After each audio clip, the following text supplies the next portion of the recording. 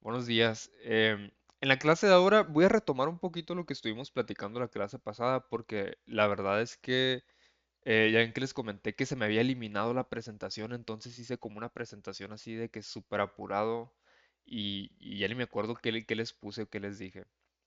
Entonces voy a retomar un poquito sobre la introducción de oxidaciones biológicas y bioenergética para que quede mejor la introducción y luego vemos el video que les platiqué. Ese video es de un muchacho, creo que es español o argentino, no me acuerdo, donde explica toda esta parte de la cadena transportadora de electrones y lo platica pues de una manera amena y siento yo que bastante entendible. Pero se enfoca mucho como en la mitocondria, como las partes de la mitocondria y todo eso.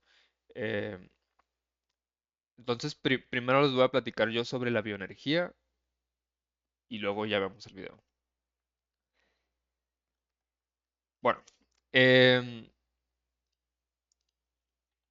entonces platicamos un poquito sobre qué era la energía en términos biológicos. Ustedes en sus participaciones pues me comentaban algo que genera movimiento y concluimos pues que o bueno, les traje la definición que era la capacidad para hacer un trabajo. A final de cuentas, eh, ya sea la célula que genera un trabajo o una acción, pues que gasta energía, ¿no? Y todas las reacciones de los seres vivos, pues gastan energía. De ahí la importancia. Comentamos que los animales obtienen su energía a partir de la oxidación de materia orgánica, específicamente pues carbohidratos, lípidos y aminoácidos. ¿Y qué ocurre en el animal cuando entra en ayuno o ejercicio intenso? Pues digamos que modifica su metabolismo eh, a partir de carbohidratos. Bueno, su principal fuente de energía o su principal fuente de oxidación para generar energía son los carbohidratos, luego pasa a oxidar lípidos y luego pasa a oxidar aminoácidos. Y hay muchos tipos de energía. Energía radiante, dice pues aquí del sol, energía gravitacional, potencial, cinética, química, etcétera, ¿no? Y en el caso de los organismos vivos utilizamos la energía química. De ahí que pues parte de la materia o el nombre de la materia pues básicamente es bioquímica. Como la vida a través de reacciones químicas, bueno, sí pues cómo existe la vida gracias a estas reacciones químicas. Y pues parte de la definición de vida pues es de que tiene que haber energía. Si no hay energía pues no hay vida básicamente, ¿no? Entonces de ahí la importancia de esta unidad de competencia. Entonces, definimos que energía es la capacidad de realizar trabajos o provocar cambios. En biología, esta energía se da a través de la oxidación de moléculas y principalmente eh, sintetizamos una molécula que se llama ATP. O sea, nuestra energía química principalmente la utilizamos en forma de ATP. Bueno, recordando un poquito sobre los tipos de nutrición en los organismos vivos tienen diferentes formas de sintetizar ATP. En el caso de los organismos autótrofos, básicamente dice que incorporan materia inorgánica del medio para fabricar su materia orgánica. Incorporan materia, principalmente aquí lo importante es que toman materia inorgánica y ellos mismos generan su propia energía. De ahí que sean autótrofos. Y pues básicamente tenemos a las plantas, a las algas y algunas, pues básicamente los que hacen fotosíntesis, ¿no? Y los organismos heterótrofos, estos toman energía orgánica para transformar energía, ¿no? En el caso, por ejemplo, pues de los herbívoros, consumen autótrofos, principalmente consumen plantas para generar su energía. En el caso de los carnívoros, pues consumen animales, ¿no? Para generar energía. Pero al final de cuentas, ambos están consumiendo materia orgánica, ya sea glucosa en forma de celulosa o glucosa en forma de glucógeno o directamente en forma de glucosa o carbohidratos, lípidos, etcétera, ¿no? Pero, pues a final de cuentas, ambos generan pues ATP, para igual pues como esta molécula pues es la principal moneda de cambio para generar, para generar trabajo o cambios químicos en el cuerpo. ¿Hasta ahorita alguna duda, algún comentario?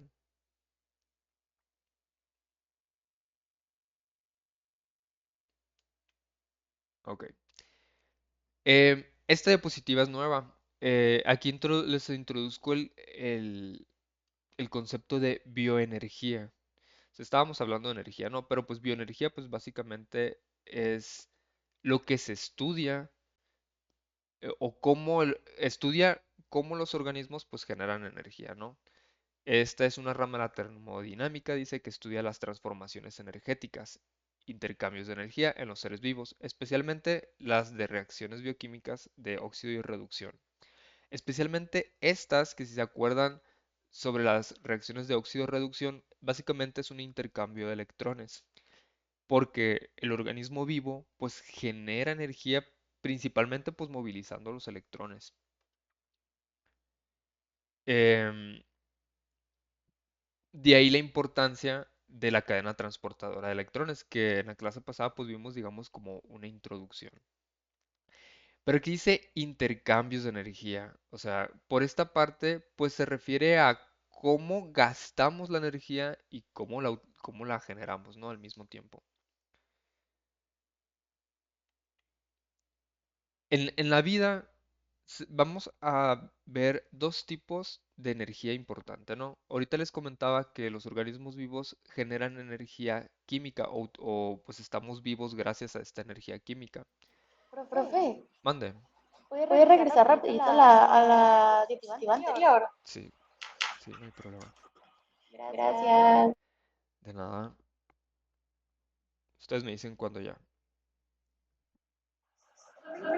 Ya, profe. Ok. Gracias. Bueno, les comentaba, hay dos tipos de energía relevante en la vida, ¿no? Primero que nada es la energía química, que pues básicamente es estar modificando moléculas para generar energía, ¿no? Esta energía química está contenida en los enlaces de las moléculas orgánicas, en la glucosa, en los ácidos grasos, en los aminoácidos, y pues la célula se encarga pues de hacer modificaciones a nivel molecular para ir liberando esa energía. Y luego tenemos algo que se llama energía libre de Gibbs. Esta energía libre de Gibbs es más como enfocada a... lo profundizan mucho en las ingenierías, pero básicamente es que la energía libre de Gibbs es de que busca, a través de energía química, la célula genera energía y aprovecha esa energía para generar otras reacciones químicas. Entonces, em, en el caso de la biología, pues este concepto de la energía libre de Gibbs es importante. Dice, indica si una reacción es espontánea o requiere energía. Indica si una reacción genera energía o requiere energía. Porque como hemos estado comentando a través de las rutas metabólicas, hay rutas metabólicas que gastan energía y otras que pues generan energía. Entonces, básicamente la energía libre de Gibbs pues va como midiendo qué reacciones pues producen más energía, ¿no? A final de cuentas.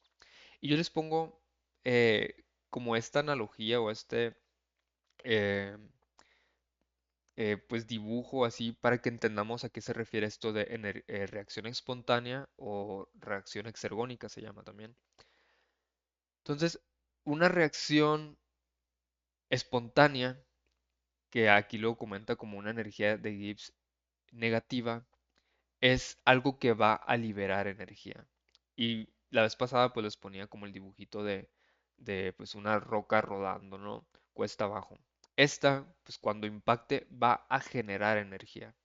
Entonces pasa lo mismo a nivel molecular o a nivel químico. Hay reacciones que cuando generan un cambio liberan más energía. Y hay otras reacciones, pues que para realizarlas gastan energía. Entonces, en biología esto es importante porque el cuerpo busca generar esto. O sea, básicamente, por ejemplo, para generar o sintetizar ATP, pues se gasta energía, ¿no? Pero la energía que se puede liberar a través de la hidrólisis o la degradación del ATP es mucho mayor. Entonces, a final de cuentas, eh, aunque gaste energía, pues va a liberar más energía, ¿no? Entonces, lo que hace la célula, lo que hace la biología o la vida en general, es que aprovecha este concepto de, de la liberación de energía, pues para generar muchísimas reacciones más. ¿Alguna duda o algún comentario hasta ahorita?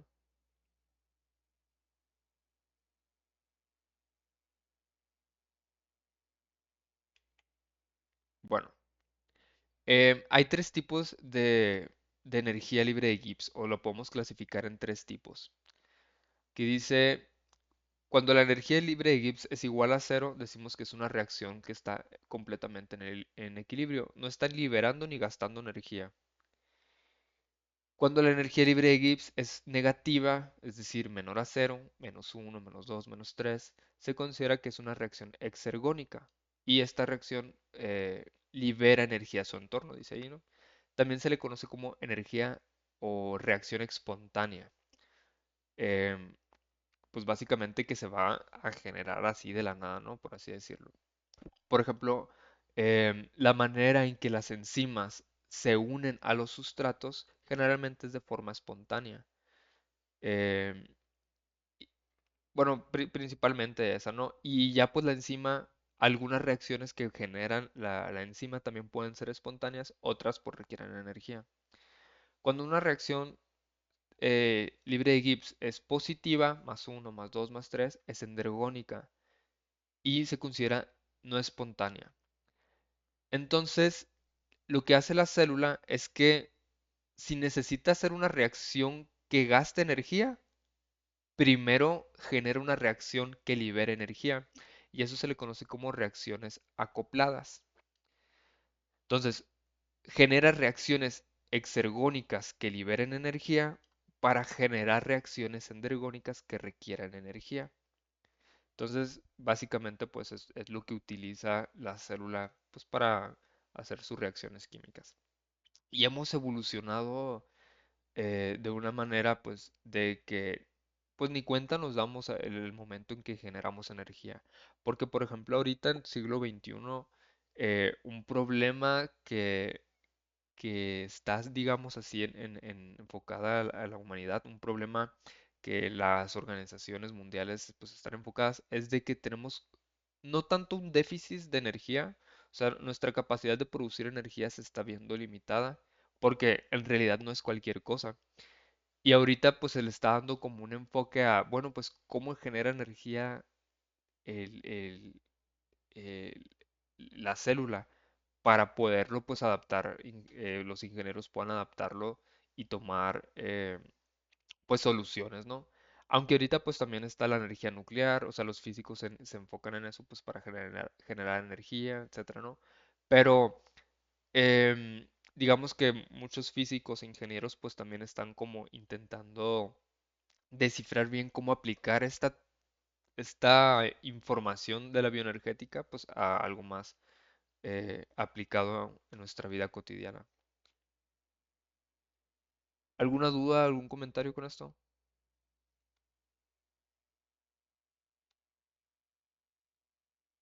Bueno, en el caso de nosotros como veterinarios, no nos enfocamos tanto en esta parte de energía libre de GIS o así, ¿no? Em, pero en mi caso, por ejemplo, que me tocó trabajar con, con reacciones como PCR y eso, de repente sí se ven este tipo de cosas. O sea, si quieres hacer un diseño de técnicas moleculares, pues sí tienes que buscar que la reacción al final de cuentas se dé espontáneamente. Si no se da espontáneamente, digamos que tus moléculas no se juntan y pues no se da, ¿no? Pero no es como que yo haga los cálculos, la computadora los hace y ya nomás uno los interpreta, ¿no? Bueno, X. Con esto les quiero decir que la hidrólisis del ATP es una reacción exergónica. De ahí que estemos constantes, o la célula utilice el ATP, o sea, sintetiza ATP, porque a final de cuentas, cuando se hidrolice, va a generar más energía y eso, esa liberación de energía, pues es la que nos permite vivir, la que nos permite estarnos moviendo, respirando, estar haciendo más reacciones químicas, etcétera. Y bueno, el proceso es a través de algo que se conoce como fosforilación. Esta fosforilación, pues básicamente es porque los fósforos o la molécula del fósforo contiene energía que cuando se libera, pues genera una reacción espontánea. Principalmente, pues tenemos al famoso ATP, que por concepto es adenosín trifosfato o trifosfato de adenosina, como le quieran decir. Y por lo que hemos platicado, se considera como la moneda universal de energía. Em, Cada molécula contiene aproximadamente 7.3 kilocalorías por mol. Cada enlace, perdón. Y cada hidrólisis pues va a liberar esa energía. Em, que la podemos utilizar para contracción, transporte y síntesis, que esto sí lo platicamos la clase pasada. Y algo importante recordar es que esta energía o la molécula del ATP no se tiende a almacenar. Si se sintetiza el ATP es pues para que se gaste, ¿no? Por eso, en el caso de cómo se regula el metabolismo energético, es a través de la cantidad de ATP que va a tener la célula. Digamos que cuando se genera mucho ATP y esta no se gasta, el metabolismo energético pues se para hasta que gastes ese ATP. ¿Dudas, comentarios? Y bueno, pues recordando de que la manera en que almacenamos energía es a través de moléculas reducidas en forma de glucosa, de glucógeno o de grasa principalmente, de lípidos, ácidos grasos. Bueno, específicamente triglicéridos. Em, Y aunque las proteínas sí contienen energía, no es que almacenemos la energía en forma de aminoácidos. Básicamente utilizamos los aminoácidos pues para que generen las reacciones químicas en forma de proteína. Bueno, hay dos tipos de oxidación, perdón, hay dos tipos de fosforilación que utiliza la célula. Por fosforilación, pues me refiero a cómo va a generar las moléculas ricas en fosfato. Que básicamente por fosforilación, pues me refiero a cómo la célula va a generar ATP. La más importante es a través de algo que se llama fosforilación oxidativa, que utiliza, bueno, aquí dice ocurre en la mitocondria, impulsada por la cadena respiratoria, específicamente la cadena transportadora de electrones y una enzima que se llama ATP sintasa. Esta ATP sintasa eh, utiliza un gradiente eléctrico. Por ejemplo, aquí en la imagen de la derecha estamos viendo cómo hay gran cantidad de iones hidrógenos. Y estos iones hidrógenos pues básicamente aumentan la carga positiva de un lado y disminuye la carga positiva en el otro lado. Al mismo tiempo, eh, esta carga positiva pues también lo visualizamos como pH. Entonces tenemos un pH ácido en la parte del espacio intermembranoso y un pH muy básico en la matriz mitocondrial. Entonces, la naturaleza y el cuerpo siempre busca el equilibrio. Y lo que hace, utiliza un motorcito, una proteína en forma de motor, que es la que está viendo aquí, que utiliza este gradiente o esta diferencia de cargas y de pH para, para movilizarlo y genera una energía cinética. O sea, cuando los protones atraviesan esta proteína, generan movimiento, utilizando también pues, las cargas. Eso hace que gire, literalmente gire como un motor y pegan las moléculas de ADP y fósforo. Esto de aquí Es esto que les acabo de explicar, este espacio se le tiene como concepto fosforilación oxidativa. Ahorita, o bueno, más adelante, o tal vez en el video va a quedar un poquito más explicado, o más claro, ¿no? Pero, le repito, no, principalmente la forma en que generamos energía es a través de la fosforilación oxidativa, ¿no? Que se llama mitocondria. Y también tenemos otra forma de generar energía, que es fosforilación a nivel de sustrato. Dice, el ATP se forma directamente al transferir un grupo fosfato desde un intermediario metabólico, por ejemplo, en la glucólisis o en el ciclo de Krebs. Específicamente, por ejemplo, cuando pasaba de succinilcoenzima a succinato, esa reacción química permite unir el ADP bueno, permite unir el ADP con fósforo inorgánico para formar ATP. Entonces, ¿cuál es la diferencia? En la fosforilación a nivel de sustrato utiliza pues moléculas como tal y en la fosforilación oxidativa utiliza diferencia de cargas o diferencia de pH. Y esa diferencia pues genera como un gradiente. Visualicen, eh, ¿cómo lo explico? Bueno, es que no han visto el tema de ósmosis, pero, por ejemplo, lo voy a intentar dibujar. Si tenemos un recipiente dividida por una membrana, y esta membrana pues es porosa, ¿no? O sea, eh, puede haber un intercambio. Si yo lleno de agua aquí, los poros van a hacer que a final de cuentas se estabilice y lleguen al mismo nivel. En un principio va a haber mayor concentración aquí y la mayor concentración va a hacer que el medio se movilice a un lugar de menor concentración, buscando siempre el equilibrio. A eso me refiero que la naturaleza va a buscar el equilibrio. A final de cuentas, en la mitocondria lo que hace la cadena transportadora de electrones, que si se acuerdan era como estar movilizando los protones, y lo hacen precisamente para cargar un espacio en la mitocondria y aprovechar esa carga para movilizarla hacia el otro lado y, y pues aprovechar esa diferencia de carga y generar energía. No sé si me expliqué. Bueno, igual espero que en el video quede un poquito más claro.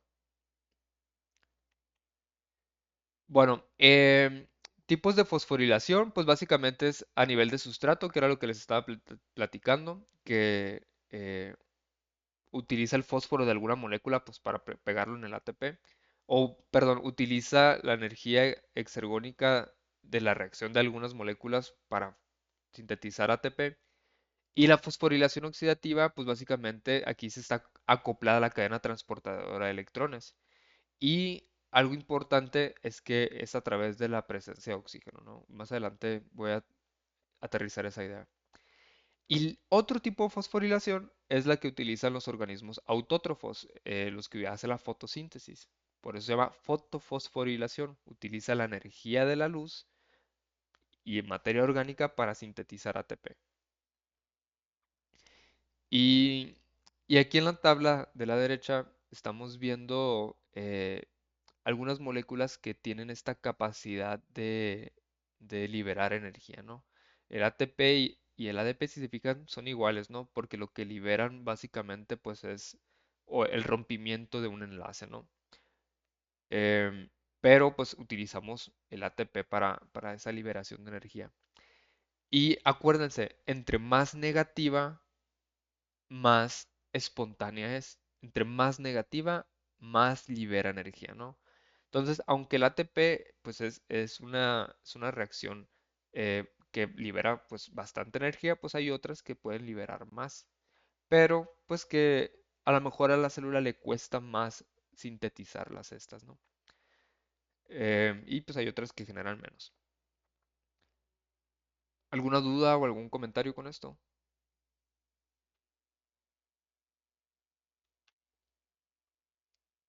Bueno, aquí por ejemplo estamos viendo el glicerol y la glucosa. El glicerol, por ejemplo, forma parte de los triglicéridos de las grasas y de ahí que de la hidrólisis de los triglicéridos genere energía o libere energía y que se pueda utilizar para sintetizar ATP. De la misma forma con la glucosa. La glucosa, pues, en sí, pues, tiene esta capacidad de liberar energía. Y de ahí que durante la glucólisis, pues, también se libere o se pueda sintetizar ATP. ¿Dudas, comentarios con esto? Bueno, pues como ya lo hemos comentado, bueno, esta diapositiva sí la vimos. em, el organelo estrella en la generación de energía son las mitocondrias. Característica de las mitocondrias, pues lo comentábamos, tienen forma de bastón, tienen dos membranas, una externa, que pues es lo que le da la forma, y una interna, que es lo que da la forma de crestas. Y estas crestas son muy importantes porque aquí es donde andan brincando los electrones para hacer como la diferencia de gradientes de concentración de los protones. Aquí es donde se lleva a cabo la cadena respiratoria. Y en la matriz, es decir, en la parte de aquí de en medio, es importante porque aquí se lleva a cabo el ciclo de Krebs. El ciclo de Krebs, acuérdense pues que también no, pues libera energía. Pero si se acuerdan del ciclo de Krebs, sus productos, además de sintetizar ATP, que pues sintetizaba un ATP por cada acetilcoenzima A, también liberaba NADH y FADH. Y estas coenzimas son las que se utilizan para liberar o soltar los electrones, perdón, para que anden brincoteando en las crestas de la mitocondria. Otra característica de la mitocondria, específicamente la matriz de la mitocondria, pues es de que tiene ADN mitocondrial. Les comentaba que este ADN mitocondrial nace de una simbiosis de una bacteria con otra célula, donde la bacteria básicamente se enfocó principalmente en generar energía y pues de ahí nace la mitocondria. Y pues tiene ribosomas propios, que es para su propia síntesis de proteínas. Y de hecho, los ribosomas de las mitocondrias tienen más parecido con los ribosomas de las bacterias que con los ribosomas de la misma célula. De ahí que se confirme, por así decirlo, esta teoría de que alguna vez, hace millones de años, la mitocondria fue bacteria. ¿Dudas, comentarios con esto? Y bueno, otro dato curioso es que siempre la mitocondria es heredada por la madre. Las mitocondrias que, siempre, las mitocondrias que tenemos vienen pues de la madre, ¿no? Porque cuando se combina el espermatozoide con el óvulo, el espermatozoide deja sus mitocondrias en el cuello del espermatozoide y este no entra al óvulo. Entonces, cuando se empiezan a dividir las células, una vez que se hace la fecundación, básicamente se dividen las mitocondrias del óvulo de la madre, ¿no? Bueno, para que sepan ahí, ¿no? Entonces, las funciones importantes del ciclo de Krebs, perdón, las funciones importantes de la mitocondria es de que en la matriz, es decir, en este espacio en medio, se lleva a cabo el ciclo de Krebs y la beta oxidación de los ácidos grasos. eh, que eso pues lo vamos a ver cuando veamos los lípidos, ¿no? Pero pues en otras palabras, el metabolismo de las grasas se lleva a cabo en la mitocondria, específicamente en la matriz.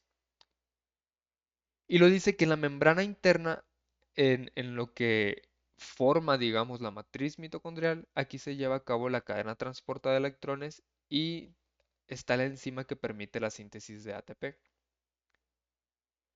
Y en este espacio entre membranas, en este de aquí, básicamente nomás sirve para contener protones. Estos protones son los iones hidrógeno, que es con lo que la mitocondria va a estar jugando para generar esta diferencia de cargas. Entonces, básicamente lo que hacen las enzimas de la mitocondria es estar cargando el espacio de la membrana, intermembrana, para que quede muy cargada y que a final de cuentas sea más fácil movilizar esa carga positiva para movilizar el motor que les digo que se llama complejo 5, eh, el motor este gire y genere ATP. ¿Dudas, comentarios con esto?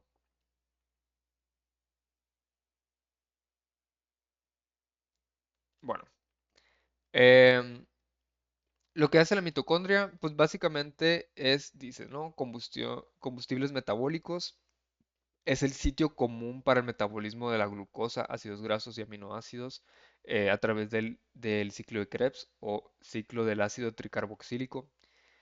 Y junto con la oxidación de todas estas moléculas se genera un poder reductor en forma de NADH y FADH, especialmente a través del ciclo de Krebs. O sea, la función del ciclo de Krebs no es tanto que sintetice ATP, porque acuérdense que nomás sintetiza un ATP por cada acetilcoenzima A. Su función es sintetizar NADH y FADH para que estos anden brincoteando en las crestas de la mitocondria y generen este gradiente de cargas eléctricas a través de la movilización de protones. Y a final de cuentas, la función que se le amerita pues, a la mitocondria es producir ATP, ¿no? Mediante la fosforilación oxidativa, mediante generar estos cambios de carga eléctrica y sintetizar ATP. ¿Dudas con esto?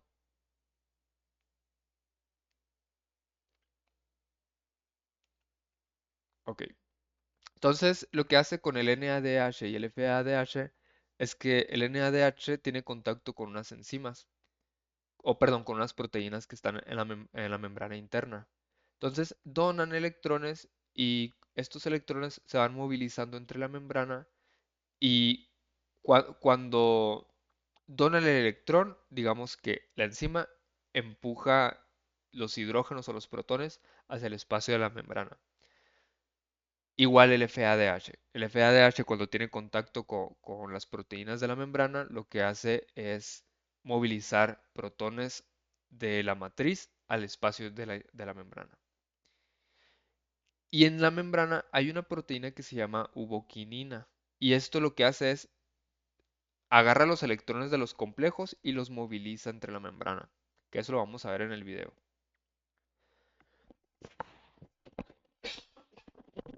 Ay, perdón. Bueno, yo creo que ya mejor les pongo el video para aterrizar esta idea.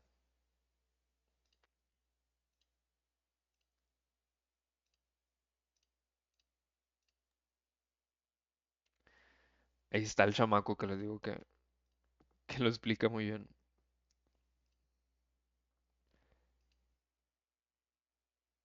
Mm, mm, mm. Subtítulos ya. Me dicen si se escucha.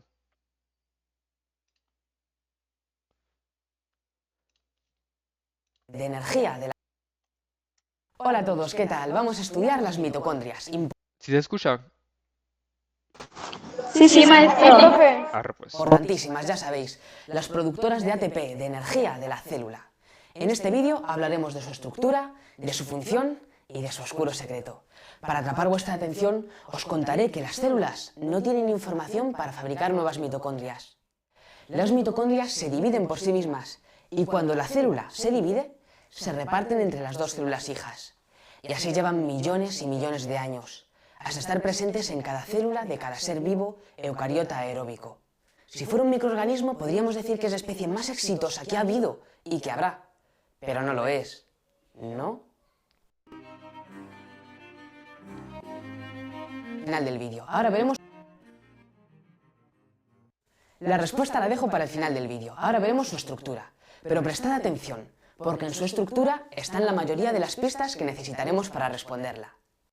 In the college setting, No. this is your first impression, your first... ¿Se escucha bien o le subo más?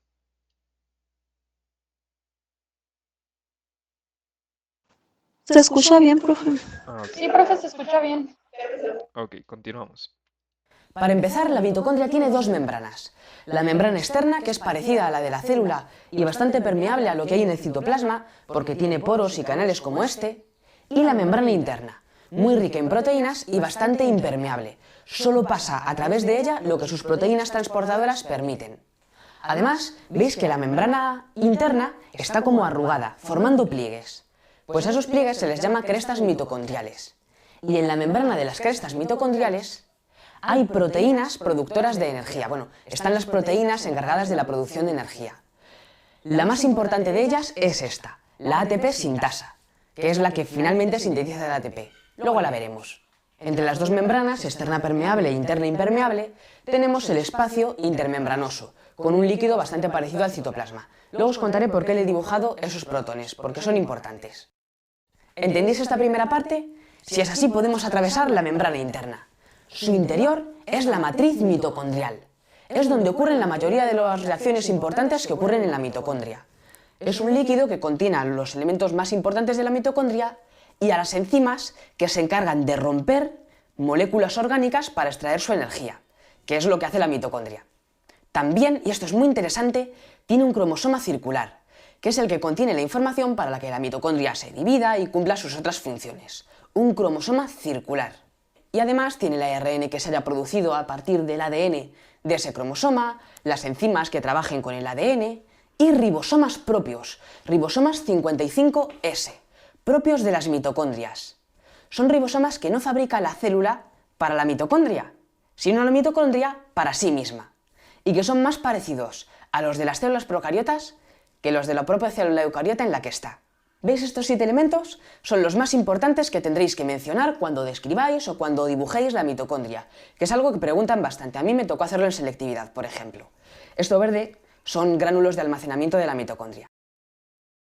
¿Preparados para conocer cómo funciona la mitocondria? ¿Cómo sintetiza ATP? ¡Vamos allá! Las rutas, los procesos concretos, los estudiaremos en detalle en el tema de catabolismo, que es eso, las reacciones orientadas a producir energía. Pero ahora, atención. Los principales procesos que ocurren en la mitocondria son 3. El ciclo de Krebs y la betaoxidación de los ácidos grasos que ocurren en la matriz mitocondrial. Y la fosforilación oxidativa ocurre en las cadenas de transporte de electrones que hay en las crestas mitocondriales, en los pliegues de la membrana interna mitocondrial. Los procesos que ocurren en la matriz mitocondrial, el ciclo de Krebs y la betaoxidación de los ácidos grasos, lo que hacen es arrancar electrones, oxidar, que oxidar es eso, arrancar electrones, a moléculas orgánicas que la célula haya ingerido, a la vez que las van rompiendo. Y esos electrones son muy importantes. Y ahora mirad esto, es un ATP, un adenosin trifosfato, un trocito llamado adenosin y 3 fosfatos. Y entre cada 2 fosfatos hay un enlace de alta energía. Si lo rompemos, se libera energía. Y a la vez podemos unir un fosfato y un ADP, adenosin difosfato, di porque ahora solo tiene 2 fosfatos, gastando energía. Aunque más que gastar energía, lo que se está haciendo es almacenarla, guardarla de una forma que no se pierda para usarla en algún otro momento o lugar. Y eso es lo que queremos hacer ahora mismo, lo que se hace en la mitocondria. La síntesis de ATP ocurre de esta manera, uniendo un fosfato a un ADP con energía que se obtenga pues como sea. Esta es la cadena de transporte de electrones que hay en las crestas mitocondriales. Aquí hay un complejo proteico más, y esa de ahí es la ATP sintasa. Aquí tenemos la matriz mitocondrial y aquí el espacio intermembranoso. En ambos hay protones, pero en el espacio intermembranoso hay más. Así que los protones no van a querer estar ahí. Pero nuestro plan es que ahí haya más protones que en la matriz mitocondrial, que la concentración de protones sea mayor. Y podemos engañarles para hacer que pasen ahí. Porque ¿sabéis qué es de lo que más quiere un protón?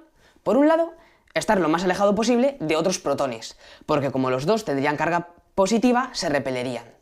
Pero por otro lado, estar lo más cerca posible de los electrones, de un electrón, porque su carga negativa atraería a la positiva del protón. Así que los electrones que habíamos obtenido antes de la oxidación de moléculas orgánicas se ceden a este complejo proteico, que los aprovecha para bombear protones al espacio intermembranoso, pero no les da los electrones, sino que se los pasa al siguiente complejo, que bombea otros 4 protones más, y se los pasa al siguiente, y así se los van pasando y bombeando protones, hasta que finalmente los electrones se los dan a una molécula de oxígeno, para que la cadena pueda quedar libre. Por eso tenemos que respirar, para que las cadenas de electrones no se bloqueen. El oxígeno se lleva los electrones.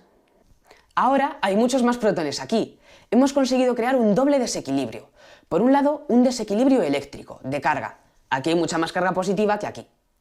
Por otro lado, un desequilibrio químico, de concentración, o de pH, porque tened en cuenta que el pH es más pequeño, más bajo, más ácido, cuanta mayor es la concentración de protones. Entonces, el pH del espacio intermembranoso va a ser más ácido que el de la matriz mitocondrial. Un doble desequilibrio, y la naturaleza tiende al equilibrio. Así que estos protones que hay aquí van a querer volver a la matriz. Pero no pueden, porque las bombas son de un solo sentido. Solo podrán volver a la matriz pasando a través de la ATP sintasa. Y aquí una cosa importante, que no os digan que esto es una ATP sintetasa, o que sintasa y sintetasa son lo mismo, porque no es así, y con esto se confunden hasta profesores. Ambas, sintasa y sintetasa, sintetizan algo, lo que sea. Pero la sintasa lo hace sin gastar ATP, y la sintetasa lo hace gastando ATP. Esto no puede ser una ATP sintetasa, porque sería una enzima ridícula que sintetizaría ATP gastando ATP. No. ATP sintasa. Es como una turbina, como las de las centrales eléctricas. Sabéis que en ellas se quema carbón u otro combustible para calentar agua, que el vapor a presión mueva una turbina y que la energía cinética de esa turbina al moverse se pueda transformar en electricidad. Pues aquí se arrancan electrones a moléculas para aprovecharlos para crear una diferencia de concentración de protones y que esos protones, al volver a la matriz a través de la ATP sintasa, le den la energía necesaria para unir el fosfato a la ATP. Eso es la fosforilación oxidativa, la principal función de las mitocondrias. La síntesis de ATP añadiendo un fosfato a un ADP, fosforilación, gracias a la energía producida por el paso de protones a favor de gradiente, es decir, buscando el equilibrio de un espacio de mayor concentración a uno en el que hay menos, a través de una ATP sintasa en su regreso a la matriz mitocondrial, de donde habían sido bombeados aprovechando los electrones que se habían obtenido oxidando moléculas orgánicas. Fosforilación oxidativa. Estas dos palabras describen el principio y el final del proceso, pero no se pueden olvidar los pasos intermedios. ¿Sabéis que muchos venenos y antibióticos importantes funcionan bloqueando o atacando alguno de estos complejos proteicos? ¿Antibióticos? Pero eso no es para bacterias. Si las bacterias no tienen mitocondrias. No, obviamente, son procariotas. Pero muchas utilizan el mismo sistema de producción de energía y tienen estas mismas proteínas o unas muy parecidas en su membrana, igual que las mitocondrias en su membrana interna. Estamos terminando. Bueno, vamos a dejarlo hasta ahí. Em, ¿Alguna duda, algún comentario para profundizar o continuamos?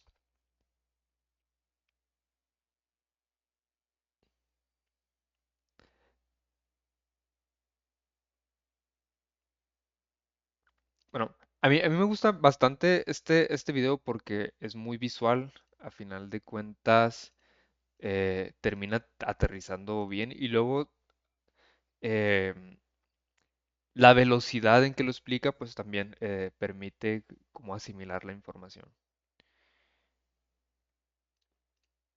Em, que esto pues es lo que explica, ¿no? A final de cuentas, en la membrana pues lo que pasa o lo que hay que destacar es que son cuatro complejos proteicos los que participan en este movimiento del electrón. Y pues es tan fácil aprendérselos porque es complejo uno, 2, 3 y 4, ¿no? Cada uno tiene su nombre, ¿no? Pero pues más fácil aprendérselo así. La idea es de que cada una de estas proteínas moviliza el electrón a través de la membrana y a final de cuentas, pues el electrón no se queda volando, ¿no? Se acepta con el oxígeno.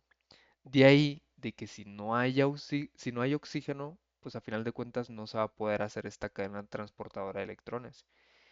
Y por ejemplo, en el caso de la glucólisis, pues en vez de producir piruvato, produce lactato, ¿no? Y si produce lactato, no hay acetilcoenzima A, etcétera, ¿no? O sea, como que se bloquea toda la parte de la respiración oxidativa.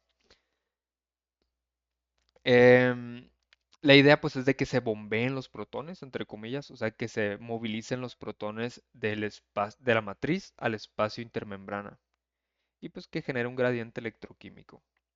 Aquí les resumo como los puntos principales de la cadena transportadora de electrones. Y recordar que el NADH y el FADH salen del ciclo de Krebs.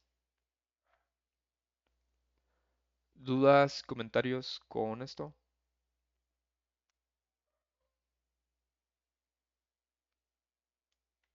Bueno, entonces aquí está un poquito ejemplificado, ¿no? El proceso, ¿no? Complejo 1 moviliza el NADH y moviliza 4 protones. Complejo 2 trabaja con el FADH. Digamos que el complejo 2 está como un poquito apartado de toda esta transportación de electrones. Complejo 3 y 4 movilizan los electrones que obtuvieron el complejo 2 y 1. Y la uboquinina, que es una proteína que está entre la membrana, pues es el que va recogiendo los electrones y pasándolo de un complejo a otro.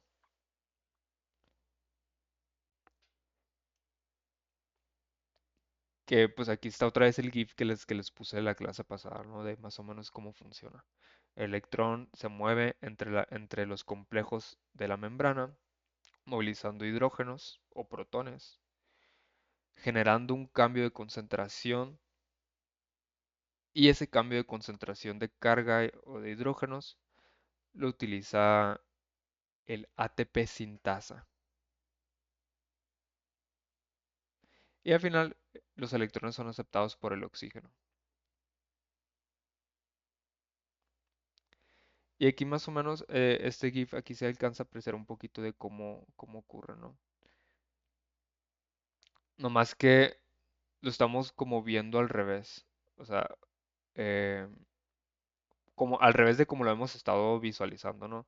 Anteriormente veíamos como los protones estaban como que arriba y pasaban de abajo, pues aquí está volteado, ¿no? Pero pues aquí se ve como cuando pasan los protones hacia la matriz, se genera este movimiento cinético.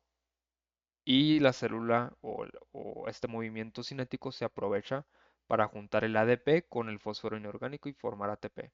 Aquí el ATP está representado como con estas cosas brillositas.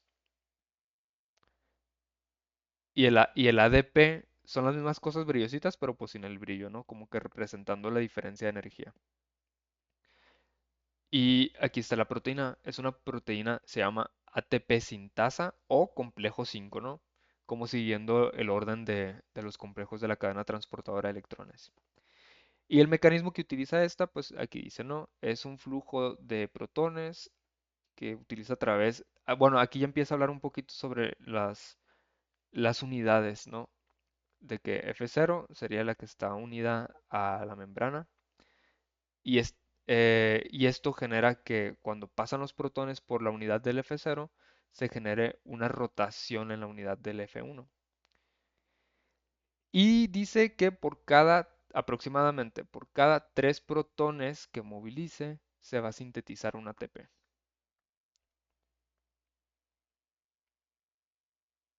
¿Dudas, comentarios con esto?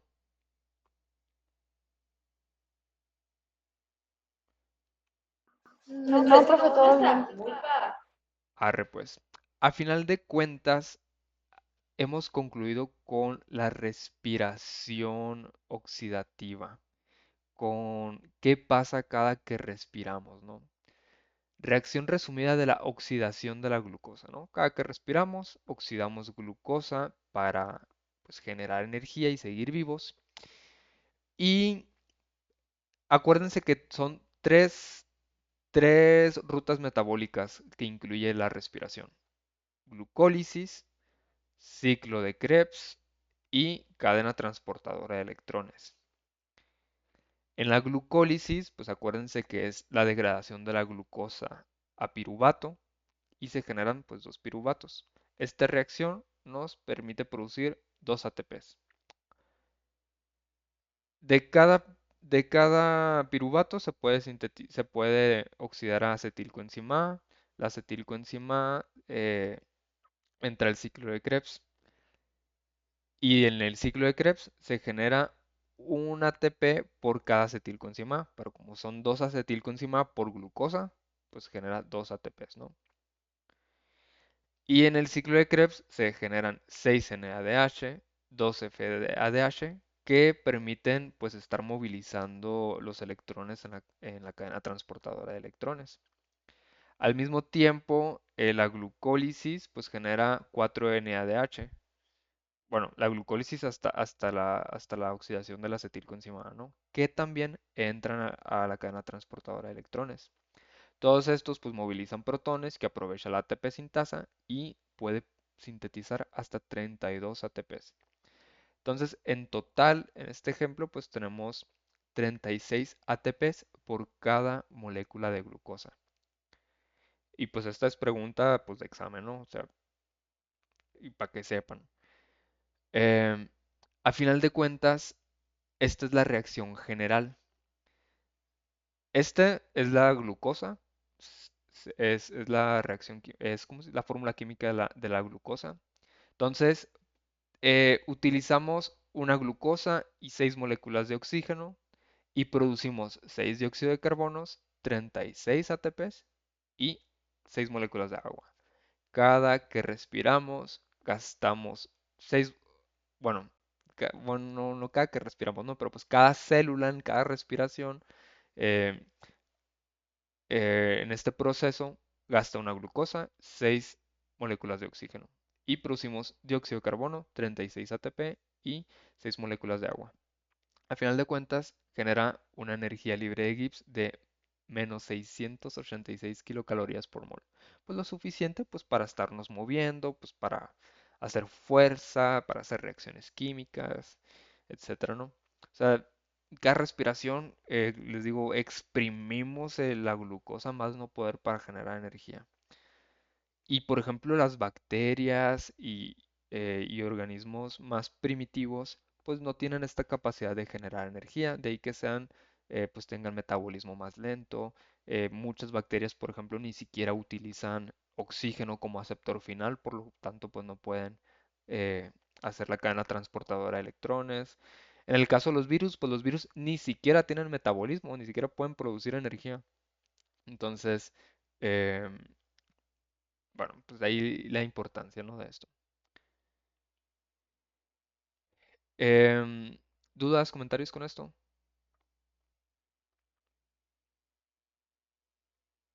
Ok. Yo sé que les dije que el lunes empezamos las exposiciones, pero les voy a cambiar la jugada. Em, el viernes terminamos este tema, vamos a ver fotosíntesis.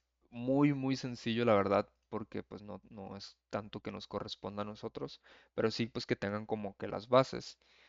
Vamos a ver fotosíntesis y terminamos la unidad de bioenergía. Eso el viernes. Lunes, examen de bioenergía. Miércoles y viernes, exposiciones. Entonces, en el transcurso del día les voy a mandar, o mañana a lo mejor, les voy a mandar el orden de las exposiciones para que pues vayan preparándose, ¿no? Y pues hasta ahorita nomás un equipo se ha comunicado conmigo para como asesoría, por así decirlo, ¿no? Para orientarlos. Entonces, pues sí, vayan como informándose un poquito o si no tienen idea de cómo empezar, eh, pues igual se pueden acercar conmigo para orientarlos en cómo empezar, porque muchas veces lo difícil es empezar, o sea, de dónde empiezo, en qué me enfoco. Em, y pues ya sería todo por la clase de ahora. Em, no sé si tengan dudas, quejas, comentarios, preguntas.